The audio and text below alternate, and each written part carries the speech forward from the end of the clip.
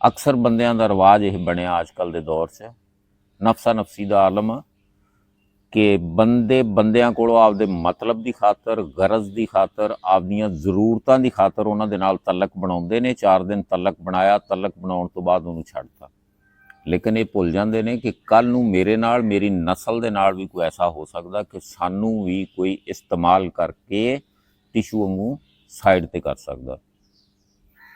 इस वास्ते जिहदे नाल चलो मुखलस हो के चलो।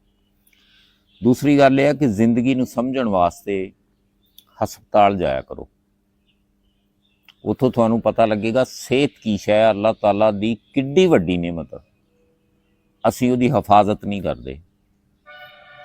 दूसरी चीज़ ये हैगी आ कि तुसीं जेल जाओ, तुहानूं आज़ादी का पता लगेगा कि आज़ादी किड्डी वड्डी नेमत आ।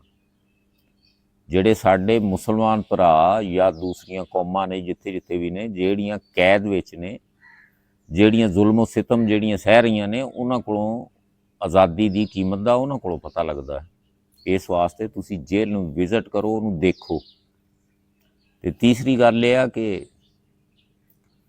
तुसीं कब्रस्तान जाओ, तुहानूं पता लगे कि जिंदगी कितनी सोहनी शै आ। अगर इनू सोहने तरीके नाल गुजारो तो उत्थे बड़े बड़े राजे पै ने, लाइनां लगियां पईयां ने, एक दिन उत्थे भी तुसीं जाना। अगे है भी सबर की असलीयत इन्नी है, बस सफ़र बहुत औखा हुंदा है।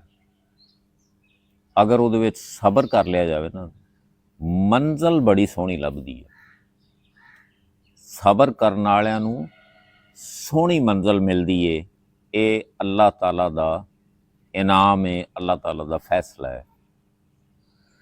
तो बाकी जिहड़ा हैगा किसी दे नाल ठगी ठोरी ना करया करो। अल्लाह ताला दी ज़ात जिहड़ा हैगा तुहानूं खुश रखे, हसदे वसदे रहो। मेरियां वीडियो चंगियां लगदियां हुंदियां ने तो अगे दोस्तां नूं शेयर कर दिया करो, मेरे पेज नूं फॉलो कर लिया करो। अल्लाह आबाद रखे। अल्लाह हाफिज़।